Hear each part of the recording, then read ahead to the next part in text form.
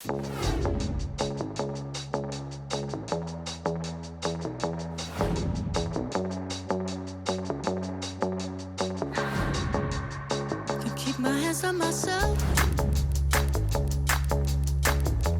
on n'a pas satisfaction sur nos demandes, il n'y aura pas d'accord.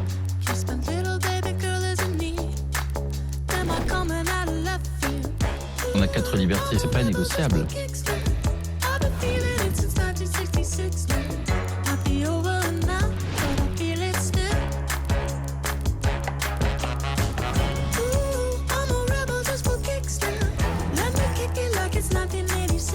On ne peut pas avoir le labeur et l'argent du beurre.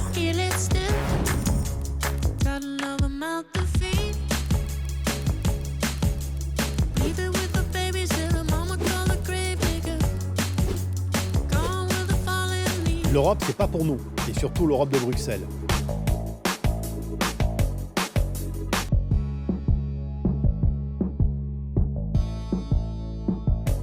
Finalement, on n'en sait pas grand-chose. J'aimerais bien en savoir plus sur cet accord quand même.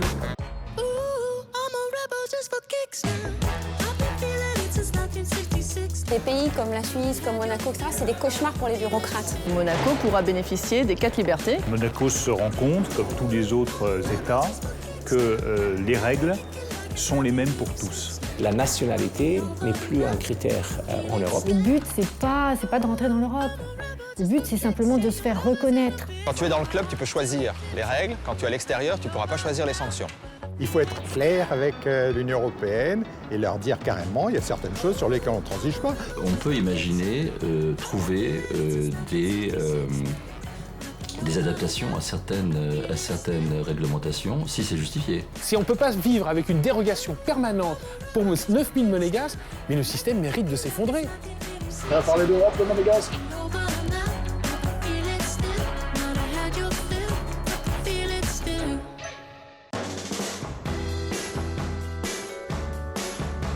Monaco et l'Europe. Comment dire? C'est le choc des extrêmes, c'est le sur-mesure sous le soleil contre la taille unique dans la grisaille. C'est un village de monégasques soudés derrière leur prince face à un bloc politique européen sans voix et sans visage. Et alors oui, l'Union européenne, c'est une chance pour les pays européens en proie au déclassement de continuer à avoir leur mot à dire dans un monde qui change à toute vitesse.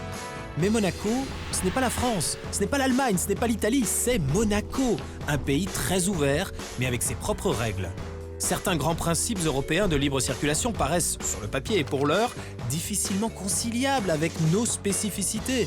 Des spécificités qu'il faut protéger à tout prix car elles nous protègent. En intégrant le marché unique européen à travers un accord d'association, nos enfants et petits-enfants pourront-ils continuer à se loger dans leur propre pays où le mètre carré est le plus cher au monde ? Si elles le souhaitent, mes filles pourront-elles devenir avocates au barreau de Monaco comme leur maman ? En toute franchise, alors que j'ai couvert la construction européenne en tant que journaliste pendant près de 20 ans, je me pose moi-même de nombreuses questions. On parle beaucoup de l'Europe entre nous, à Monaco, mais ces dames et ces messieurs de Bruxelles, qu'ont-ils en tête ? Finalement, on n'en sait pas grand-chose. Et une seule chose est claire, Monaco est à un tournant de son histoire.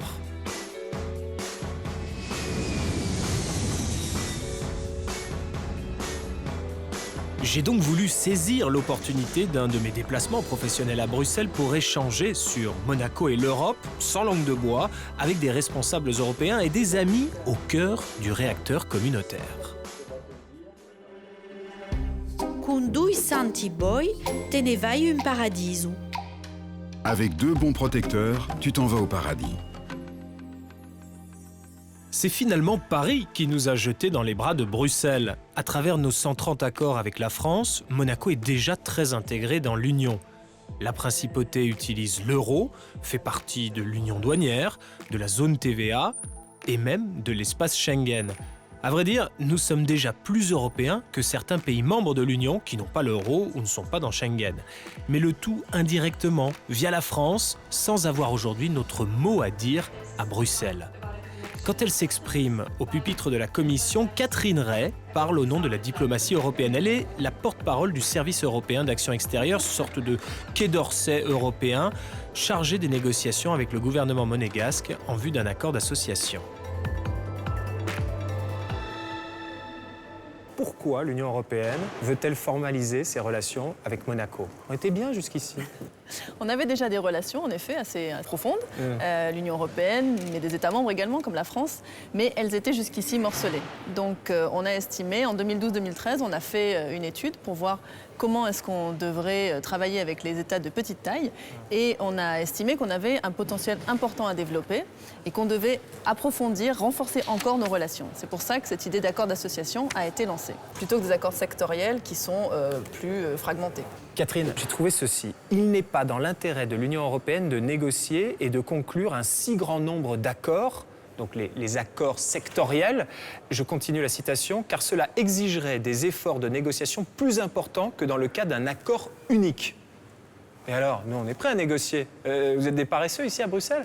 Pas du tout. Je pense que le nombre d'accords d'association qui ont été négociés montre qu'on n'est pas paresseux, on est toujours prêt à négocier, mais on estime que c'est dans l'intérêt mutuel de l'Union européenne et de Monaco d'avoir accès à ce grand marché. Je pense qu'il faut penser en termes d'échelle et de chiffres. C'est un marché hyper important. Cette liberté de circulation est l'un des fondamentaux de l'Union européenne. Donc on pense que ce sera dans l'intérêt de Monaco de négocier ce type d'association. Catherine, toi, tu es fonctionnaire européenne.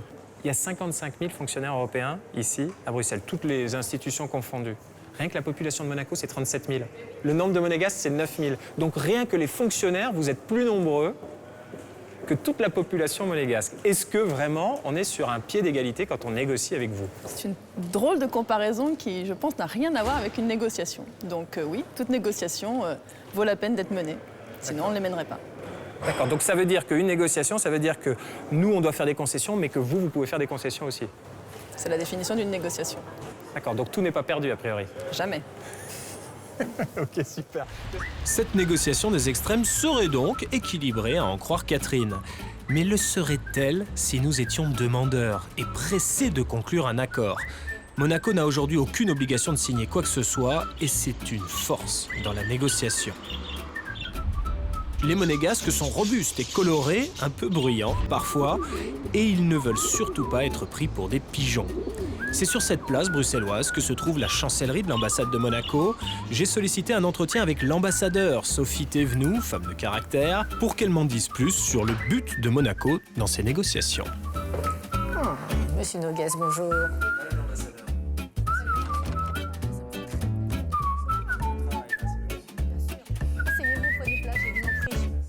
Vous comprenez que les monégasques, certains monégasques, aient peur de l'Europe et veuillent en rester le plus loin possible. Oui, je pense que c'est normal d'avoir peur de se faire écraser. Mais le but, c'est pas de rentrer dans l'Europe. Le but, c'est simplement de se faire reconnaître, de se faire connaître et reconnaître. Que les Européens prennent conscience de nos difficultés, prennent conscience du fait qu'on existe, qu'on a besoin d'espace, d'air. Des conversations que j'ai pu avoir, ils le comprennent quand on leur explique. Mais évidemment, il faut leur expliquer. Qui est le plus demandeur, l'Europe ou nous, dans cette discussion? On est chacun demandeur pour des raisons différentes. Peut-être que l'Europe souhaite qu'on soit... qu'on rentre dans le rang? Non, pas qu'on rentre dans le rang, mais souhaite qu'on ait un statut. Le but, c'est qu'on se dise, bon, eux, on sait où les placer sur la carte. Sur tous les sites de l'Union européenne, on a toujours des petits tableaux, des charts, avec des bulles, avec la zone euro, l'union douanière, etc. Et là, Monaco, de temps en temps, est dans l'union douanière, de temps en temps est en dehors de Schengen, de temps en temps est à l'intérieur. Sur des tableaux de l'Union européenne, on a des positions qui sont différentes, parce que personne ne sait où nous mettre. Oui, c'est comme quand on prend l'avion et qu'on est à l'aéroport, on peut aussi bien prendre l'aller avec le passeport pour Schengen. En règle générale, ça dépend de là où il y a le plus de queues. C'est ça. Donc, c'est ça. Oui, mais c'est sympa, ça, en tant que monégasque, de pouvoir choisir. C'est sympa jusqu'à ce que les personnes, tout d'un coup, se rendent compte que finalement, non, on n'est pas une partie de la France, on est un pays différent. Nous, on a maintenant l'exemple des étudiants monégasques qui sont en Belgique. Jusqu'à présent, les universités leur disent « oui, c'est bon, Monaco, vous pouvez venir ». Et puis récemment, on a eu plusieurs qui nous ont dit « on n'y arrive pas parce que finalement, il faudrait peut-être qu'on ait un visa ». Parce que certains se sont rendus compte que Monaco, c'est pas la France. On va pas toujours pouvoir s'arranger, c'est ce que vous dites. On va de moins en moins pouvoir s'arranger. Parce que ça s'organise autour. Parce que tout est organisé, parce que les gens savent de plus en plus comment ça se passe, et parce que de plus en plus tout devient électronique, tout devient numérique. Il faut qu'on se mette sur des portails, qu'on clique les cases. Et nous, on n'est dans aucune case. Alors c'est très bien d'être dans aucune case. Tout va bien jusqu'à ce qu'on soit traité avec du numérique. Et là, il faut qu'on soit dans une case. Donc l'enjeu, finalement, de cette négociation... c'est de nous mettre dans les cases. Pour les négociations avec l'Europe... Ah, c'est plus haut. C'est plus haut? À tout de suite, on s'élève. L'ambassade s'est renforcée pour les besoins de cette négociation avec l'Europe. Une jeune équipe spécialisée travaille au quotidien pour faire de la pédagogie auprès des fonctionnaires et diplomates européens et leur expliquer Monaco au-delà des clichés. Daphné est venue nous rejoindre puisque c'est une juriste diplomate qui est venue renforcer notre équipe, et Nicolas, qui travaille pour nous, qui connaît bien aussi le monde européen, de l'Union européenne. C'est un fait, les réalités politiques et économiques de notre pays sont souvent méconnues quand des étrangers ne vont pas jusqu'à assimiler Monaco à un département français. Une idée fausse alimentée par le fait que Paris a par le passé négocié de nombreuses dispositions avec et pour Monaco, mais la France nous dit de plus en plus souvent « ce n'est plus nous qui gérons ce dossier, c'est l'Europe ». Qui veut vague, qui non veut mande. Celui qui veut doit aller lui-même, celui qui ne veut pas, qu'il envoie. Bel RTL, 10h30 midi. C'est tout vu sur Bel RTL. Yann Anthony Noguès et Pascal Vrébos sont nos invités. On va vous parler d'une émission qui va faire, à mon avis, couler beaucoup d'encre. C'est demain, 19h45 sur RTL TV. Pascal Vrébos est le plus célèbre intervieweur politique belge. Nous assurons ensemble la promotion d'une émission de télévision que ma société produit et qu'il présente. Dans les couloirs de la station, j'en profite pour échanger avec lui, car pour les Belges, l'Europe va de soi. C'est vrai qu'on est à la fois très européen, déçu de l'Europe. Et alors le paradoxe, c'est qu'il y a chez nous beaucoup de nationalistes, surtout les Flamands, mais ils aiment bien l'Europe aussi, puisqu'ils veulent devenir un jour une république, région d'Europe. Donc c'est vrai que l'Europe, c'est un peu notre ADN. Bon, Bruxelles est européen, plein d'Européens à Bruxelles, on voyage. Puis moi, je suis né dans l'Europe. Pour moi, l'Europe est une évidence. Je me sens d'ailleurs très européen, très bruxellois, très européen. Et ça veut dire quoi de se sentir européen ? C'est être à l'aise partout, à Rome, à Athènes. Je pense à une chose, tu viens de Monaco. Ouais. Alors Monaco, en grec, c'est vivre seul. Monoïkos ? Oui, Monoïkos, c'est vivre seul. Et qui vit tout seul. Ouais. Alors vivre seul, en plus, sous protectorat français. Pourquoi cette envie d'avoir un lien avec l'Europe ? Non. Monaco, c'est tout petit, mais ça n'a pas toujours fait 2 km² non plus. Ouais. Mais Monaco a toujours eu besoin, même si c'est un État souverain, a toujours eu besoin d'un protecteur. Donc vivre seul et protégé. Exactement. Mais quand tu regardes la France, on a 130 accords avec eux. C'est le grand pays ami et voisin. Mais le problème, c'est que maintenant, la France a transféré beaucoup de compétences à Bruxelles, à l'Union européenne. Et donc, Monaco, sur certains points, doit rendre des comptes à la France, qui, elle, doit rendre des comptes à l'Europe. Donc, du coup, il faut peut-être avoir une ligne directe. Oui. Pourquoi votre prince, qui est un homme avisé et intelligent, se bat pour plus de liens avec l'Europe ?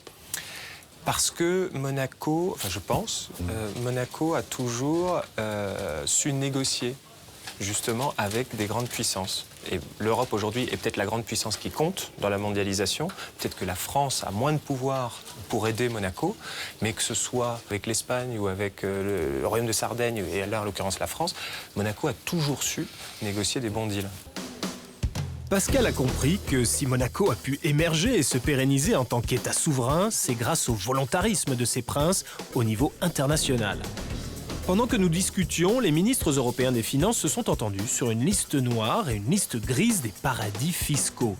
Monaco ne fait plus partie, ni de la première ni de la seconde, alors que nous figurions il y a 2 ans parmi les pays jugés non coopératifs par Bruxelles. Doit-on cette bonne nouvelle à l'intervention du grand pays ami et voisin, la France ? J'ai pu évoquer la question avec Bruno Le Maire, le ministre français de l'économie et des finances. Bon, Bruno Le Maire, en 2015, la Commission européenne avait adressé une liste des pays non coopératifs. Il y avait 30 pays à l'époque, Monaco en faisait partie. Aujourd'hui, dans la nouvelle liste de l'Union européenne, il n'y a plus que 17 pays, Monaco n'en fait plus partie. Est-ce que la France intervient pour Monaco, pour faire en sorte que l'Europe n'embête pas Monaco? Moi, je vais être très clair là-dessus. La France ne fait aucune intervention politique. Elle ne va pas voir la Commission en disant « Attendez, ça, c'est un État allié, ce sont des amis, vous la retirez de la liste ». On ne fait pas comme ça. Ça vous dit ça parce qu'il y a des caméras ou s'il n'y avait pas de caméras? Non, mais je vous dirais exactement la même chose. Je vous dis de manière très transparente ce que nous faisons. Nous discutons avec ces États qui sont des États proches de la France et nous leur disons « Faites les efforts nécessaires. Il faut que vous sortiez le plus vite possible de cette liste. Et nous vous aiderons pour plaider votre cause sur la base des informations que vous apporterez. Mais si vous ne prenez pas les engagements nécessaires, nous ne pourrons rien faire pour vous. S'agissant de Monaco, il y a effectivement des discussions qui ont eu lieu, qui ont permis de sortir Monaco de la liste. Clairement, là, la communauté internationale s'organise, les mailles du filet se resserrent? Moi, je crois que les mailles du filet se resserrent. Et plus nous avons une action collective, plus nous sommes efficaces. La force de cette liste, c'est qu'elle est européenne. C'est qu'au bout d'un certain temps, plus personne ne peut essayer de tricher avec la règle parce que c'est une règle commune qui est d'autant plus efficace.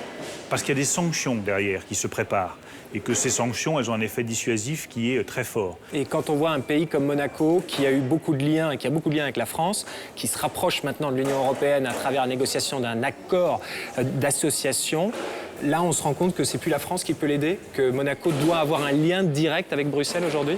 Monaco se rend compte, comme tous les autres États, que les règles sont les mêmes pour tous. Et moi, c'est ce que je souhaite profondément derrière cette question d'évasion fiscale, c'est que chacun comprenne que les règles sont les mêmes pour tous et que personne ne peut y échapper. C'est donc en jouant la carte de l'éthique et de la transparence, conformément aux souhaits du prince Albert II, et en parlant directement avec l'Europe, que la principauté est sortie du collimateur.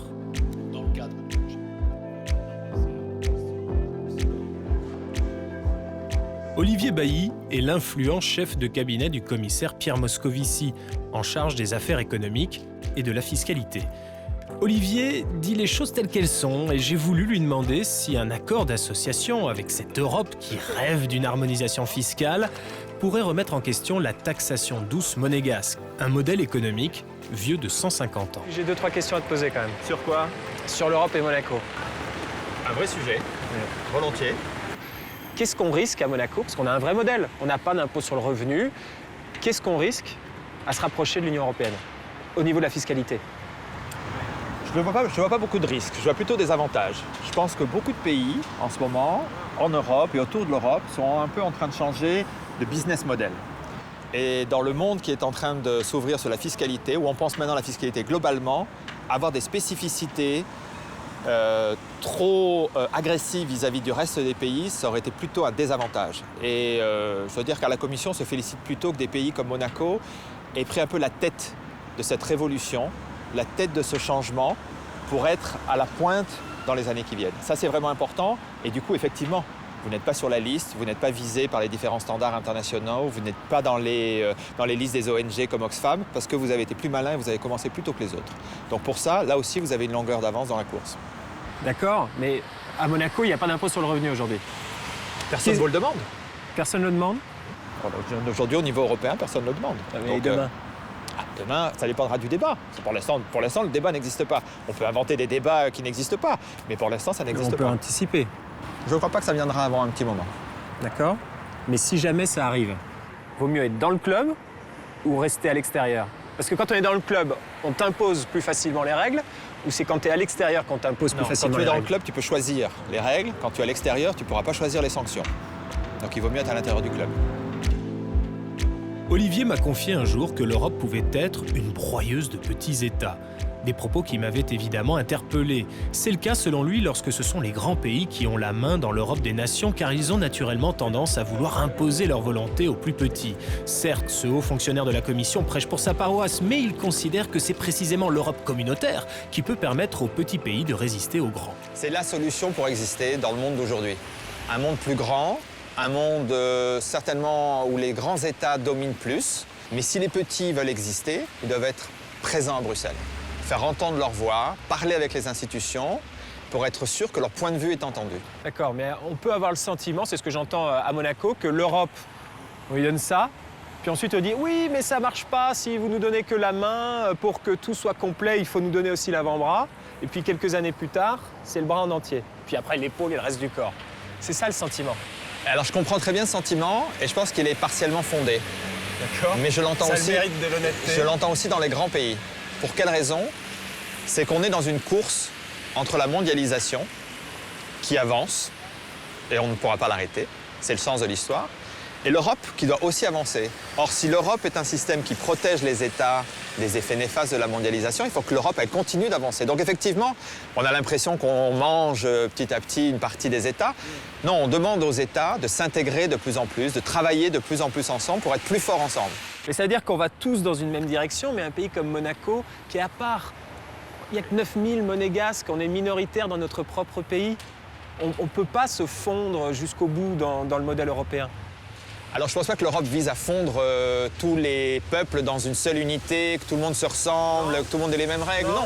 Un monégasque sera toujours un monégasque, un espagnol toujours un espagnol, bien sûr. L'essentiel, c'est qu'on soit tous européens et qu'on travaille dans la même direction. Il y a des règles qu'on ne changera jamais, des cultures, des traditions qu'on ne changera jamais. Par contre, à un moment, chaque pays, chaque peuple, souverainement, doit se poser la question, est-ce que ça, j'ai envie de le partager avec des gens qui me ressemblent, comme les autres Européens, ou est-ce que j'ai envie qu'un jour les Chinois ou les Américains ou les Russes m'imposent leurs règles, avec lesquelles j'ai rien à voir? Et donc il y a une forme de compromis, ouais. Mais ça, c'est pas seulement vrai pour les Monégasques, c'est vrai pour les Français, les Allemands, les Slovènes ou les Chypriotes. Tous les pays doivent se poser cette question. Est-ce que j'ai plus de choses à faire avec mes voisins d'à côté, qui me ressemblent, ou avec d'autres personnes à qui j'ai pas envie de ressembler? Ça, c'est ça le vrai choix que les Monégasques et les Français doivent se poser. Dans 2 ans, dans 5 ans, dans 10 ans, dans 30 ans, parce que cette aventure va continuer, bien sûr. Alors ça n'a pas toujours été aussi sûr que cela. La montée du populisme un peu partout en Europe et le référendum sur le Brexit ont entraîné de sérieux doutes sur l'avenir même du projet européen. Mais l'élection d'Emmanuel Macron a remis l'Europe en marche et certains projets dans l'ornière, comme l'Europe de la défense, sont même repartis de plus belle. Il y a 2 ans, l'eurodéputé Andreas Schwab, chargé d'un rapport au Parlement européen sur les petits États et le marché intérieur, avait utilisé une formule choc en réaction au refus des professions réglementées monégasques de lâcher le critère de nationalité comme barrière à l'entrée. Andreas Schwab, c'est pour ça qu'on a besoin de faire partie du marché intérieur. Absolument, et c'est pour ça qu'on ne peut pas avoir la beurre et l'argent du beurre. Il m'a donc paru intéressant de revenir sur ce sujet avec cet élu conservateur allemand que je connais bien. Le problème à Monaco, c'est qu'il n'y a que 9000 monégasques sur une population de 37 000. Les monégasques sont minoritaires dans leur propre pays. On n'est pas comme les autres pays. Donc est-ce que ça, l'Europe peut en tenir compte? L'Europe veut prendre en considération les arguments, mais le principe doit être que celui qui a un boulot à Monaco peut aussi y vivre. D'accord. Et si vous utilisez la main-d'œuvre de l'extérieur, difficile à leur refuser un logement. Par la force des choses. Le mètre carré à Monaco, c'est 50 000 €. Mais si c'est à cause de la force des choses, il n'y a aucun problème. Sauf que pour que les monégasques puissent continuer à vivre dans leur pays, il faut qu'ils bénéficient de logements sociaux. Et ça, c'est le gouvernement qui le met à leur disposition. Mais du coup, il y a une discrimination positive. Ça ne peut être fait que pour les monégasques. Or, aux yeux de l'Europe, c'est une discrimination et donc ça passe pas. Parce que sinon, il n'y aurait plus de monégasques à Monaco. Les monégasques n'auraient plus les moyens de vivre dans leur pays. Ah non, ça ne sera pas possible. C'est quand même vous, les propriétaires de votre pays. Ouais. C'est déjà un pays très ouvert, mais il faut garder des spécificités. Les avocats, les professions réglementées ou les architectes, mais on prend l'exemple des avocats. À cause de ta femme, probablement. Oui, mais toi aussi tu es avocat. Si tu étais monégasque et que seuls les monégasques pouvaient devenir avocats. Je pense qu'il y a des titres professionnels qui se font sur base des critères clairs des États membres, mais il n'y a plus de privilèges. C'est ça un peu la séparation en Europe. Donc, des privilèges pour un peuple, ça ne se fait pas. Et pourquoi pas? À partir du moment où ce sont tous les nationaux qui ont droit. Le système européen fait en sorte que les services peuvent être prestés par tout le monde qui a les qualifications nécessaires. Et la nationalité n'est plus un critère en Europe. Seulement, ça se réserve pour des tâches vraiment étatiques, spécifiques. Ça, c'est jusqu'à présent. Mais ça n'est jamais arrivé à Bruxelles de négocier avec un État dans lequel la population était minoritaire. Là, c'est le cas pour Monaco. Non, mais c'est vrai qu'on n'a pas intérêt à égaliser toute l'Europe. Mais de l'autre côté, on ne veut pas non plus accepter des privilèges basés sur la nationalité. Donc il faudrait chercher un modèle peut-être spécifique pour le Monaco à cause de ce fait. Ah, en fin de compte, Andreas pourrait accepter d'envisager un modèle spécifique pour Monaco. À force de pédagogie, même si je n'ai pas fait dans la finesse, les Européens sont capables d'entendre que nous avons des particularismes dont il faut tenir compte. La question de la nationalité est d'une sensibilité extrême à Monaco. Ce n'est pas par manque d'ouverture, au contraire. Quel autre pays au monde accepterait que la majorité des magistrats, des policiers et même le chef de gouvernement soient des étrangers? La compétence et le dévouement de ces Français est une chance pour Monaco et les Monégasques le savent. Mais Bruxelles doit comprendre que des traités ont marqué notre histoire et donc notre façon de voir le présent et d'appréhender l'avenir, comme l'imposition en 1930 d'un monopole de français au détriment des Monégasques pour certains emplois. Qui non ea, se ne aspetta. Celui qui n'a pas de mal ou d'ennui doit en attendre. L'Europe s'organise et se renforce coûte que coûte autour de nous, et Monaco peut difficilement se permettre la politique de l'autruche. Vaut-il mieux une Europe subie ou une Europe choisie? Poser la question, c'est déjà y répondre. Dans les coulisses de la campagne présidentielle française, Emmanuel Macron avait tenu des propos qui résument bien son tempérament. Il faut aller dans le cœur de la bête à chaque fois. Parce que si vous écoutez les mecs de la sécurité, vous finissez comme un comment. Peut-être que vous êtes en sécurité, mais vous êtes mort. Dans cette négociation, pour un éventuel accord d'association, Bruxelles a souhaité mettre 3 États de petite taille ensemble de l'autre côté de la table. Monaco, Andorre et Saint-Marin. Enclavée à l'intérieur de l'Italie, à laquelle elle est très liée, Saint-Marin est la plus ancienne république au monde. Elle présente les mêmes caractéristiques que Monaco en taille et en nombre d'habitants, avec une différence notable, les Saint-Marinais sont largement majoritaires chez eux.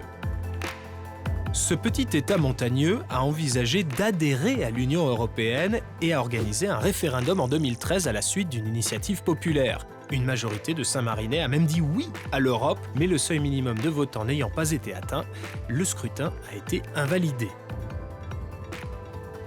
Je me suis dit qu'il serait intéressant d'aller parler avec l'ambassadeur de Saint-Marin à Bruxelles. Son pays a été sévèrement frappé par la crise. Au-delà de la fragilité de l'économie italienne, l'amnistie fiscale décrétée par Berlusconi pour permettre aux Italiens de rapatrier leurs capitaux cachés à l'étranger a asséné un coup violent au secteur bancaire saint-marinais. Cette forte dépendance vis-à-vis de l'Italie a beaucoup fait réfléchir les compatriotes d'Antonella Benedettini. L'Italie ne vous suffit plus? Je pense que l'Italie ne suffit plus. Dans le monde actuel, dans le monde où on vit, il est impossible pour nos jeunes, par exemple, les débouchés, si c'est seulement l'Italie, c'est très, très restreint, hein, parce que l'Italie aussi a été frappée par une grande crise économique. Qu'est-ce que vous avez à y gagner dans cet accord d'association? Est-ce que les aides, les subventions, est-ce que ça, c'est un moteur? Disons que les aides et subventions, ça pourrait être quelque chose de bienvenu, bien évidemment. Mais ce n'est pas ça qui nous a amenés à nous rapprocher, à demander ce rapprochement à l'Union européenne. L'économie de Saint-Marin, il faut savoir que c'est une économie très diversifiée.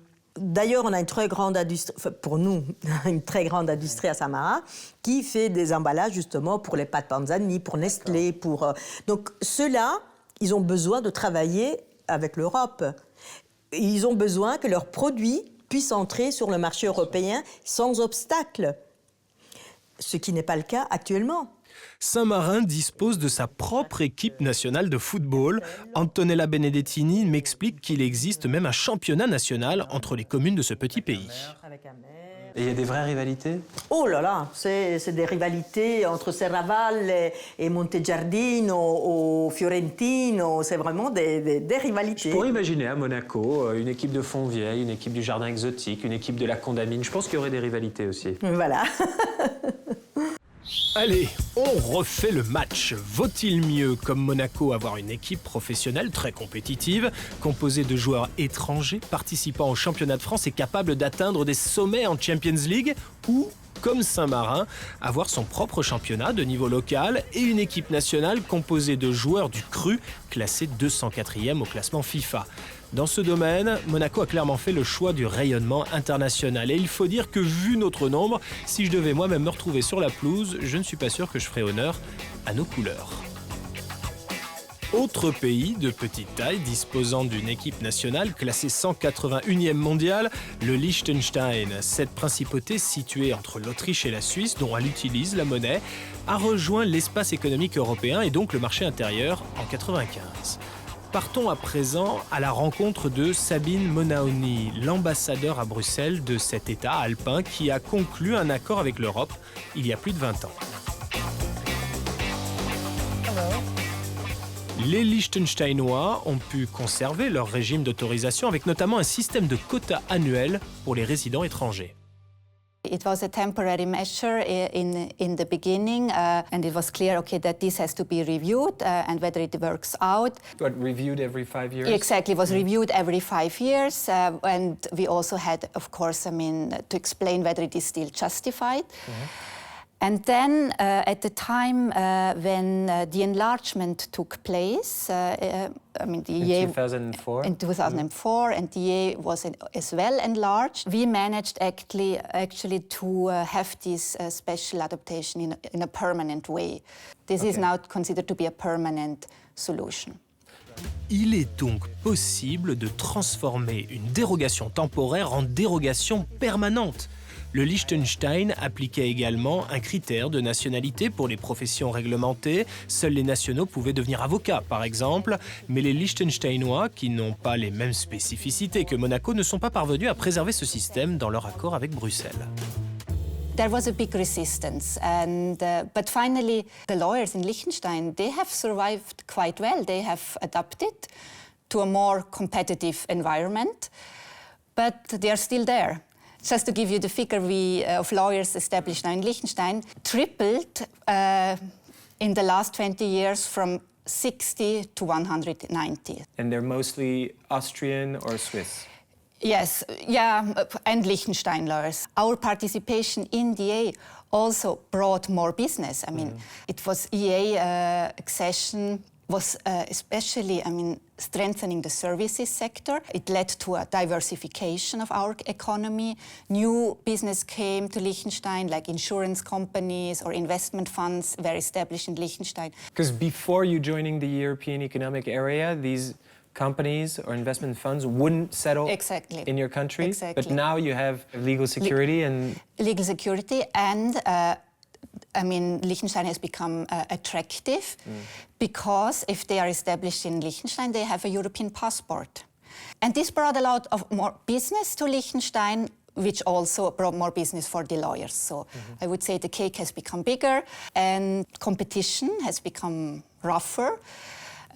But young lawyers, and Liechtensteiners, they survive very well, and I think they have also become fitter.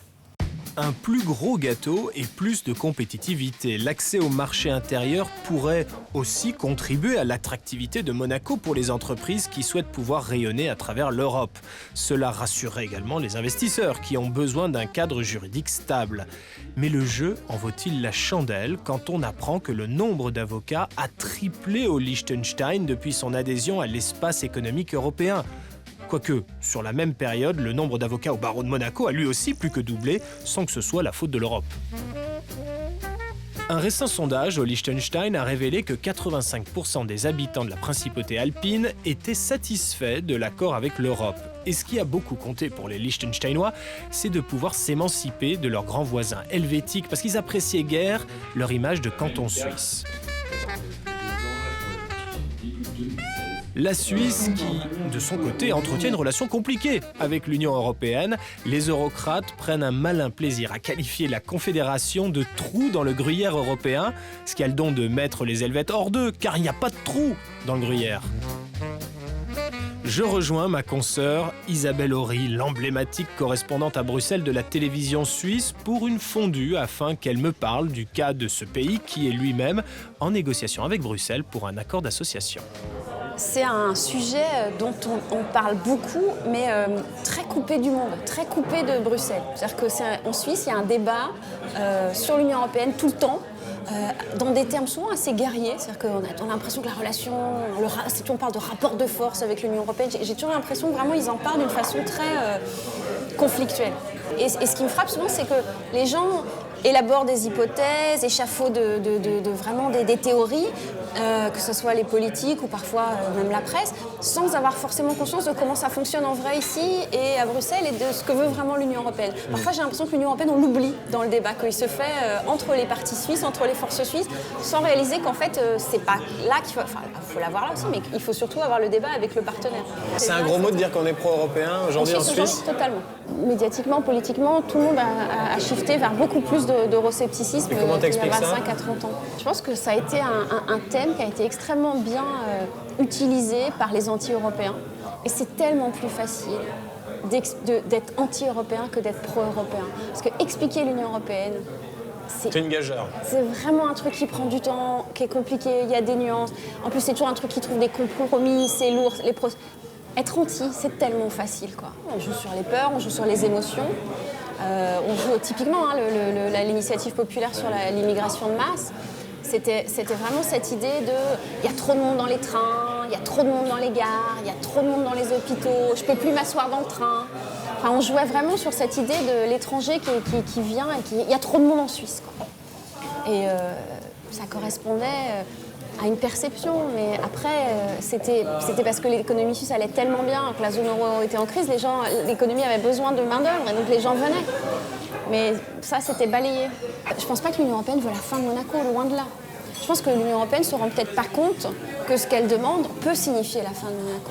Et donc, en fait, c'est au monégasque de venir faire comprendre ça. Donc c'est un travail de pédagogie. Il faut les faire venir, voilà, moi je me souviens d'être allée à Monaco et d'avoir découvert la langue, les spécialités, les chansons, et que c'est comme ça que j'ai compris que Monaco, c'était autre chose. Je pense que la Suisse et Monaco ont le même problème d'image. Je pense qu'il est assez perçu comme des endroits où il y a beaucoup de gens très riches qui vont pour fuir l'impôt. Mais en fait, ils ne savent pas. Non, c'est pas que ça. La Suisse résiste encore et toujours à l'Europe, mais cela ne la protège pas des influences extérieures. Ce sont par exemple les États-Unis qui ont fait une clé de bras à Berne pour la faire bouger sur son sacro-saint secret bancaire. Plus on est petit, plus on a le sentiment d'être libre, mais plus on est exposé.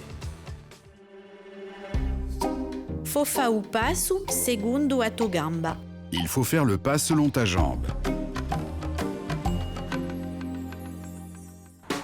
J'ai toujours été surpris par le choix de cette statue en plein cœur du quartier européen. Elle est censée symboliser le pas en avant, mais elle me fait plutôt penser à un saut à l'aveugle vers l'inconnu.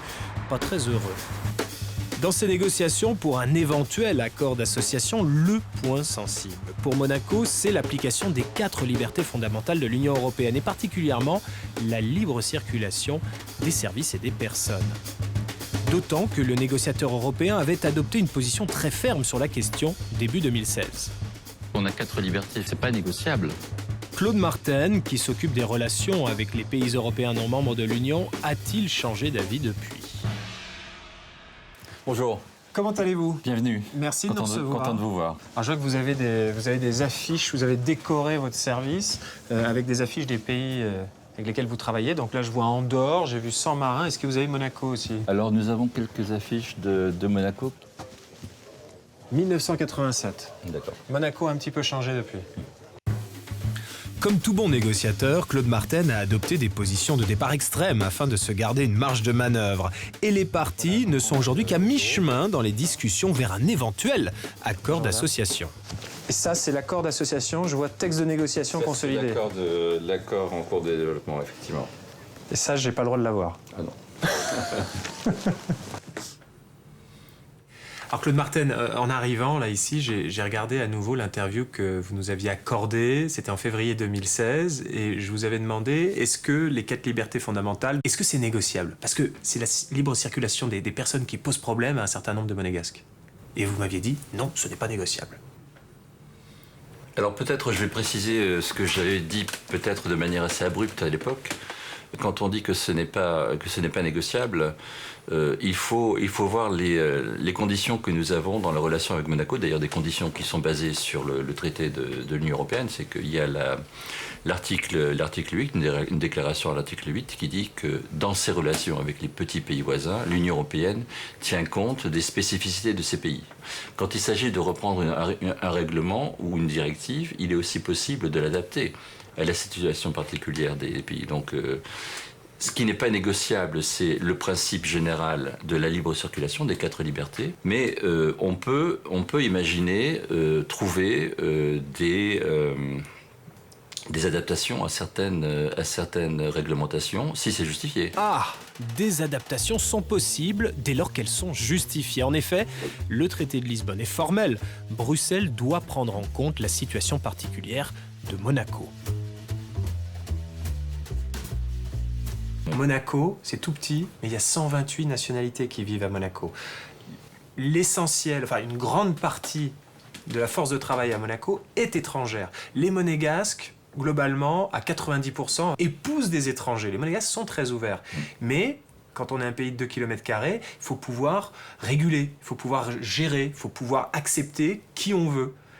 C'est ça que les Monégasques veulent. Est-ce que ça, c'est possible à travers un accord d'association, un accord cadre d'association avec l'Union européenne? Il faudra voir quels sont les mécanismes, la flexibilité qu'on pourra trouver pour Monaco, pour s'adapter à sa situation particulière, pour que l'économie et l'identité de Monaco soient aussi quelque chose qui soit maintenu, parce que c'est une demande qui est importante de la part des négociateurs. Donc on doit trouver les mécanismes qui permettent des périodes de transition où on accepte d'avoir des dérogations temporaires qui sont revues périodiquement. Mais les périodes de transition, c'est fait pour faire passer la pilule. Mais ensuite, on retire la couverture. Mais ce qu'il y a surtout, c'est la mesure de sauvegarde. Si dans un secteur particulier, s'il y a des difficultés économiques ou sociales qui seraient engendrées par la mise en œuvre de l'accord, il sera possible de prendre des mesures particulières pour éviter cette difficulté qui est passagère. Donc on pourra prendre des mesures limitées dans le temps, proportionnelles à la difficulté qui a été rencontrée. Les Monégasques, vous avez compris, 9000 personnes, minoritaires dans leur propre pays, avec 37 000 habitants. Les Monégasques représentent 24% de la population totale du pays. Il y a un autre pays avec lequel vous discutez qui présente ce cas de figure ou pas? Ou c'est vraiment un cas à part, Monaco? Minoritaire dans son propre pays? Non, il n'y a pas de tel pourcentage que je connaisse. Il y a des pourcentages qui peuvent être très élevés, mais pas à ce niveau-là, à ma connaissance. Non. Alors, au niveau des conséquences concrètes, techniquement, le fait qu'il y ait des logements domaniaux réservés aux Monégasques, pour que les Monégasques puissent continuer à vivre dans leur propre pays. Parce que vous imaginez bien, le coût de la vie peut être important ici à Bruxelles, mais on n'est pas à 50, 60 000 euros le mètre carré. Donc les Monégasques ont besoin d'avoir un accès au logement. Est-ce que ça pose problème à vos yeux en termes de discrimination positive? Il faut l'examiner. Je crois que ça existe aussi dans les communes de nos États membres. En France, il y a des logements à loyer modéré qui existent, qui sont réservés. La particularité de Monaco dans ce domaine est connue. On sait que ce sera une difficulté dans la négociation. La question de préférence nationale n'est pas possible. Elle n'est pas encore possible, parce que vous n'avez jamais eu affaire à un cas comme Monaco. On va devoir examiner quelles sont les conditions pour le besoin légitime de Monaco de pouvoir loger ses habitants d'origine monégasque et le principe général de la négociation qui est basé sur l'absence de discrimination. C'est un sujet complexe, c'est un sujet extrêmement complexe et qui va déterminer, qui va devoir déterminer des positions de négociation qui sont pas faciles. En tout cas, ce que je retiens dans ce que vous dites, c'est que c'est légitime de la part de Monaco. C'est complexe, mais c'est légitime de la part de Monaco. C'est légitime quand je me place du point de vue de Monaco. D'accord. Mais du point de vue de l'Union européenne, on est basé sur le fonctionnement du marché intérieur et de ses 4 libertés, où le principe de non-discrimination sur la base de nationalité doit s'appliquer.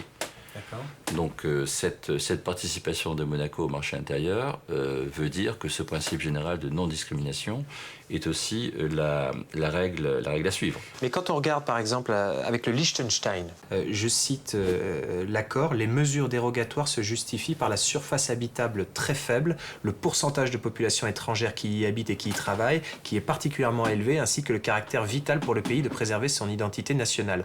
Dans le cas du Liechtenstein, il y a des dérogations pour précisément les mêmes principes qu'à Monaco. Donc c'est possible. Donc vous avez vu que si on l'a fait pour le Liechtenstein, il devrait être possible de le faire pour Monaco. En disant cela, le négociateur européen ouvre donc la porte à des adaptations permanentes pour Monaco, notamment sur les questions de liberté de circulation des personnes. À Monaco, pour le même principe, le fait qu'il y ait autant de résidents étrangers avec un très fort pouvoir d'achat, ça augmente le coût de la vie à Monaco. Il y a une allocation nationale vieillesse, il y a une aide au logement et il y a tout un ensemble d'aides réservées aux Monégasques. Ça, pareil, c'est incompatible avec les règles et les principes européens? Alors, dans la libre circulation des personnes, il y a l'aspect de coordination des systèmes de sécurité sociale qu'il faut prévoir. Donc, pour les citoyens européens travaillant à Monaco, de pouvoir bénéficier de cette coordination entre les systèmes de sécurité sociale, ou alors les Monégasques allant travailler en Europe. Mais Monaco a la possibilité de maintenir et de développer son propre système. Un des épouvantails à Monaco et dans les discussions, dans les débats à Monaco, au même titre qu'il y avait eu le plombier polonais en 2005 autour du traité constitutionnel en France pour le référendum, à Monaco, il y a le syndrome de l'avocat niçois. Aujourd'hui, certaines professions, architectes, avocats, des professions dites réglementées, sont réservées aux Monégasques. C'est le critère de nationalité. Est-ce que ça, pour vous, aux yeux de Bruxelles, ça tient la route? Est-ce que vous pouvez accepter ce critère de nationalité? On est dans la même question que vous avez posée. Cet critère de nationalité ne doit pas limiter l'accès à une profession. C'est l'objet de l'accord. Je crois qu'il faut, évidemment, dans une négociation de ce type, il peut y avoir des secteurs où il y aura des difficultés qui pourraient être rencontrées. Il y a des secteurs qui vont bénéficier de l'accord. Donc, en fait, je crois que pour un homme politique monégasque, pour les citoyens aussi, il faut comprendre que l'ensemble de la négociation, c'est quelque chose qui sera gagnant pour l'économie. Après, il peut y avoir des secteurs qui vont être soumis à une concurrence plus forte. Aujourd'hui, j'imagine que les 34 avocats de Monaco font leur travail, ont une activité importante, et il ne doit pas y avoir beaucoup de place pour en avoir davantage. C'est la taille du marché qui fait à la fin qu'il y a des gens qui iront se déplacer pour aller travailler à Monaco ou pas. Donc si la taille du marché n'est pas là, il n'y a pas de raison d'avoir des craintes particulières. Oui, mais aujourd'hui, les 34 avocats sont monégasques, mais peut-être que dans 10 ou 20 ans, les 34 qui trusteront le marché monégasque ne seront plus monégasques. Ce seront des avocats étrangers. Déjà aujourd'hui, les activités de conseil juridique sont possibles à Monaco et sont largement développées. Soumises à autorisation. Soumises à autorisation. Est-ce que ce principe d'autorisation, ce sera encore possible? Alors, ce principe d'autorisation doit être examiné dans le cadre de la liberté d'établissement. Le principe général aussi, c'est la liberté d'établissement, et il peut y avoir des exceptions qui sont connues, qui ont été développées dans la jurisprudence de l'Union européenne. Donc il faudra aller voir dans ces exceptions quels sont les mécanismes qui pourraient être utilisés par Monaco pour examiner où il pourrait y avoir des exceptions.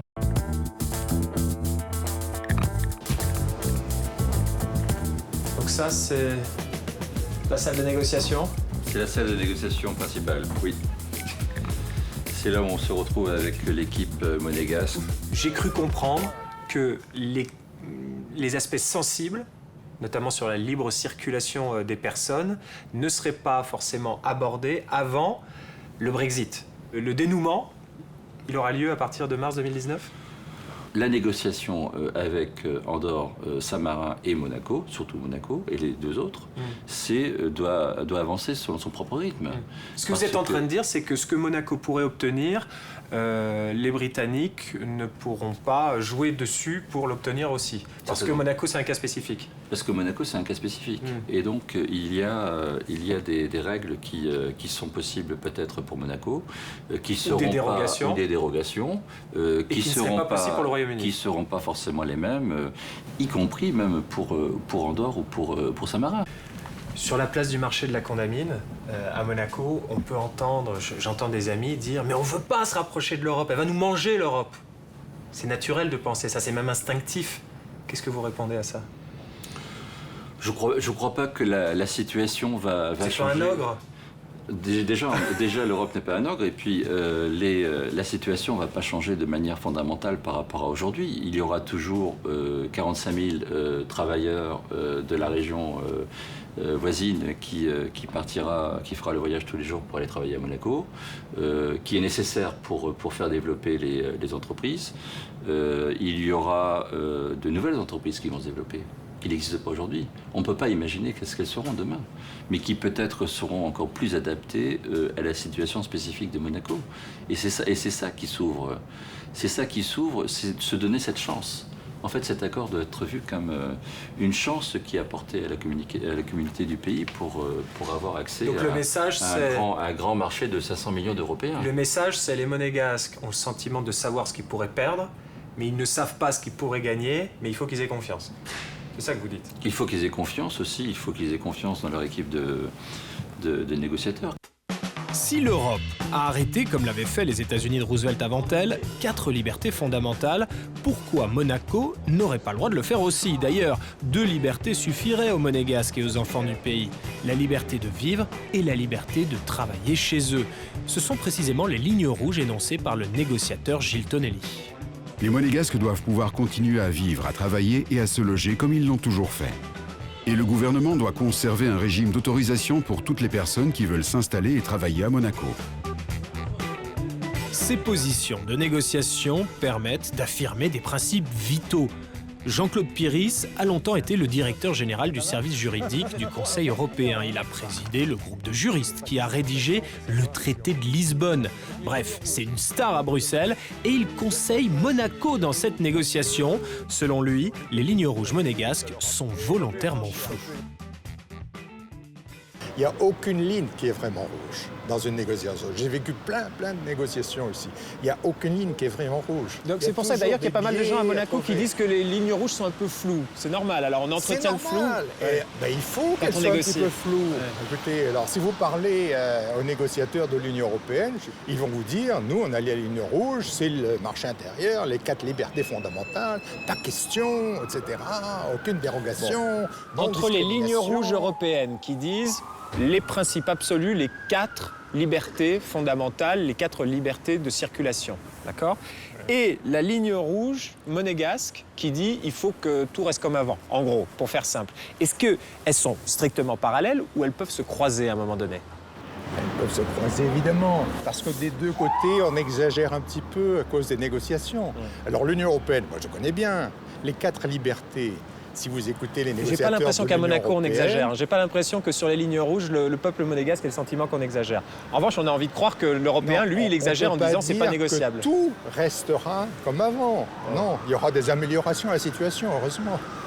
Non. Du côté de l'Union européenne, on dit les 4 libertés sont un must, tout le monde doit les appliquer.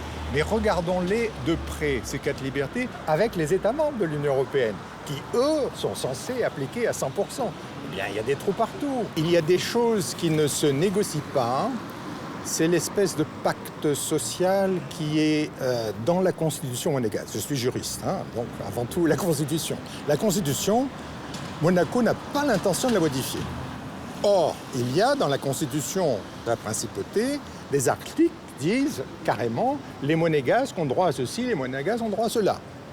Il y a d'autres articles qui disent toute personne résidente à Monaco a un droit. Donc elle est là la ligne rouge, c'est la Constitution la ligne rouge. Ça, la Monaco ne changera pas. Ça, et ça, les négociateurs européens, ils le savent. Les négociateurs européens le savent. Il faut être clair avec l'Union européenne et leur dire carrément, il y a certaines choses sur lesquelles on ne transige pas. On n'a pas l'intention de devenir membre de l'Union européenne, on n'a pas l'intention de devenir membre de l'espace économique européen, où on applique le plus possible les 4 libertés. Nous aurons des applications des 4 libertés qui ne seront pas totales et complètes sur certains points. C'est clair. Ce qui est déterminant, c'est d'arriver avec des faits, comme le fait que nous avons tant de monégasques et que le prix des appartements étant tel à Monaco, si on ne les aide pas, la plupart d'entre eux ne pourront pas se loger. Ne pourront pas... Alors là, ça, ce sont des faits qui sont incontestables et sur lesquels l'Union européenne est obligée de nous écouter. Donc il faut arriver avec un bon dossier. Il faut arriver avec un dossier. Toutes les demandes doivent être bien justifiées et quand il y a une vraie histoire à raconter, ça peut passer. Absolument. Et quand on peut le faire à titre transitoire, c'est mieux. Si on dit, par exemple, tant que la partie monégasque de la population est minoritaire, il nous faut interpréter le traité comme disant on ne touche pas à votre structure constitutionnelle ou politique, ce qui est d'ailleurs un article du traité qui est valable même pour les États membres. Alors, ça, voilà. Ils peuvent l'accepter. Eh bien, donc, tant que la population monégasque sera minoritaire dans son propre pays... Je ne sais pas, mais c'est l'argument que nous utilisons dans le camp monégasque. On connaît à présent une limite absolue dans cette négociation. Monaco ne modifiera pas sa constitution. Or, certains articles sont clairs. Article 25. La priorité est assurée aux Monégasques pour l'accession aux emplois publics et privés. Article 26. Les Monégasques ont droit à l'aide de l'État en cas d'indigence, chômage, maladie, invalidité, vieillesse et maternité.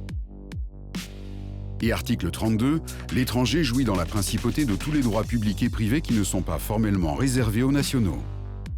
Les spécificités monégasques sont ainsi gravées dans le marbre de la Constitution, même si, le diable est dans les détails, l'application de ces articles dépend des conditions prévues par la loi ou les conventions internationales. Né a torto, né a ragion, non te lascia mettere in prigion. Ni à tort, ni à raison, ne te laisse mettre en prison. Jean Quatremer est un homme libre. Il est considéré comme la référence journalistique à Bruxelles. De nombreux chefs d'État et de gouvernement ont confié lire son blog pour suivre l'actualité communautaire. L'un de ses articles a même provoqué la chute de la commission Santerre. Et Jean compare aujourd'hui Monaco au village d'Astérix, qu'il croit non seulement capable de résister à l'Europe, mais même de la faire changer. Claude Martel, le négociateur européen, il y a 2 ans, il était ferme. Non, les 4 libertés, ce n'est pas négociable. Maintenant, il dit oui, on pourrait imaginer des adaptations. Il évolue. Finalement, c'est possible de négocier avec l'Europe. J'espère que c'est possible. Parfois, j'en doute. L'exemple du Brexit est là. Mais il y a 2 ans, le Brexit n'avait pas encore eu lieu. Ici, à Bruxelles, tous les eurocrates étaient persuadés que les Britanniques allaient voter contre le Brexit, qu'ils allaient rester dans l'Union européenne. Et ils se sont pris un coup de bambou, mais violent. Et pourquoi ils se sont pris un coup de bambou? Parce qu'ils n'avaient pas compris que l'enjeu que représentait la libre circulation pour les Britanniques, qui pendant 10 ans ont été les bons élèves de la libre circulation. Oui, on ouvre nos frontières, welcome tous les Européens, venez travailler chez nous, etc. Et le peuple s'est révolté face à cet afflux qui économiquement leur est bénéfique. La question n'est pas là. Hein. C'est simplement, les gens se sont révoltés. Et là, ils se sont dit, ah ouais, il y a un problème. Donc c'est pour ça que je pense que le moment est idéal. C'est-à-dire, une fois qu'on aura conclu les négociations du Brexit en mars 2019, je crois que les Européens vont peut-être comprendre que les 4 libertés, elles ne sont pas si indissociables que ça, qu'il faut faire des exceptions permanentes en fonction de la situation ou des exceptions temporaires. Quand un pays dit « help, help, au secours, aidez-moi », et bien dans ce cas-là, on ferme le robinet pendant X années. Tu le mets en cause, le principe des 4 libertés fondamentales. Mais oui, mais arrêtons avec ces principes rigides. Encore une fois, c'est pas le livre rouge de Mao, c'est pas... je veux dire, ici, parfois, on a vraiment l'impression que la Commission, elle porte des morceaux de la vraie croix. Tu sais, et qu'elle est en train de les défendre et les appliquer. Et que si jamais on s'en écarte, eh ben mon Dieu, le système s'effondre. Mais si on en est vraiment là, mais le système mérite de s'effondrer. S'il n'est pas capable d'accepter une dérogation comme celle de Monaco, combien d'habitants Monaco? 37 000, 9 000 monégasques. Voilà, 9 000 monégasques. Si on ne peut pas vivre avec une dérogation permanente pour 9 000 monégasques, mais le système mérite de s'effondrer. Le système mérite de s'effondrer. Donc il faut qu'ici, ils arrêtent avec leur principe. Mais c'est possible. il faut changer le logiciel. Moi, c'est pour ça que Monaco m'intéresse dans cette affaire, parce que je me dis que c'est le moyen, enfin, de changer le logiciel européen. Non, il n'y a pas de principe intangible, surtout avec un pays qui ne demande pas son adhésion pleine et entière avec l'Union européenne. Il n'y a pas des vaches sacrées.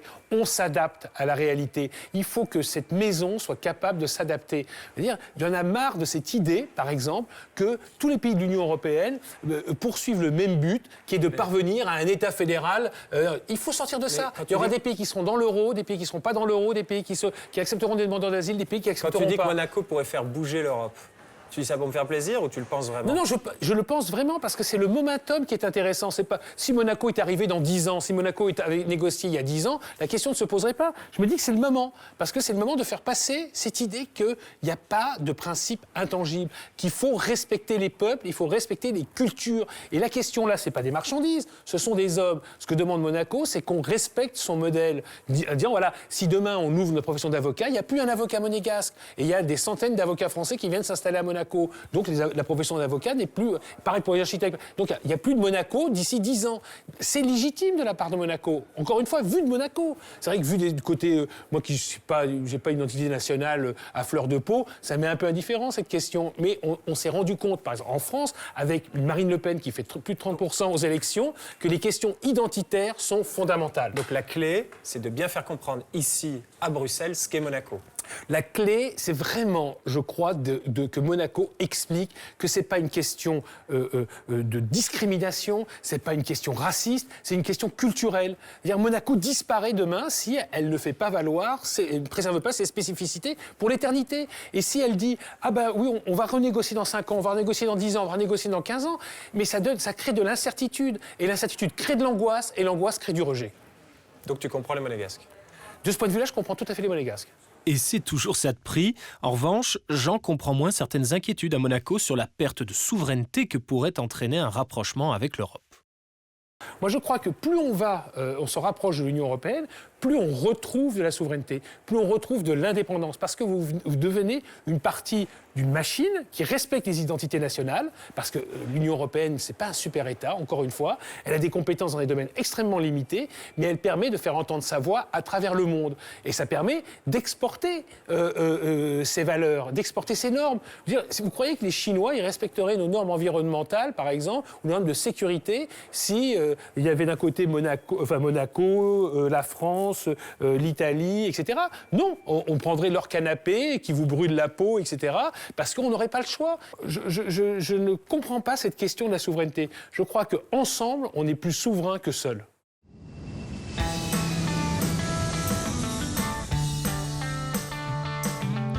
Il paraît que pour réussir une négociation, la clé, c'est de savoir se mettre à la place de l'autre et même de parler sa langue.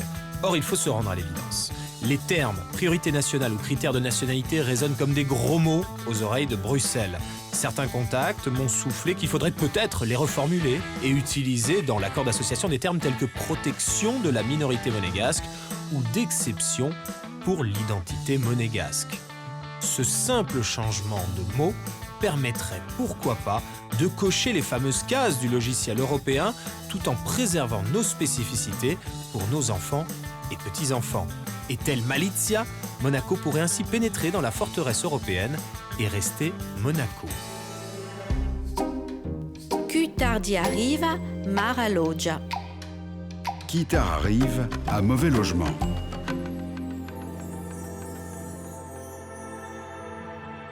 Ces échanges informels à Bruxelles m'ont permis d'y voir un peu plus clair dans ce dossier compliqué. Résumé des épisodes précédents. D'abord, il ne s'agit pas de rentrer dans l'Europe, mais juste d'être reconnu en tant qu'État, à travers un accord d'association, sorte de contrat d'amitié, car pour le moment, sans règle du jeu claire avec Bruxelles, c'est le pot de fer contre le pot de terre. Ensuite, il faut exister à Bruxelles si l'on veut choisir les règles plutôt que les subir. D'autant que dans la mondialisation, ça ne suffit plus d'avoir des liens étroits avec un seul grand pays. C'est un fait, notre ami la France peut de moins en moins pour nous. À en croire ceux qui y sont allés avant nous, l'accès au grand marché peut apporter beaucoup à une petite économie. Mais attention, même si les Monégasques restent propriétaires de leur pays, la libre circulation c'est du donnant-donnant. Le problème, c'est que Bruxelles ne se rend pas toujours compte que ce qu'elle demande peut causer du tort à un pays comme Monaco.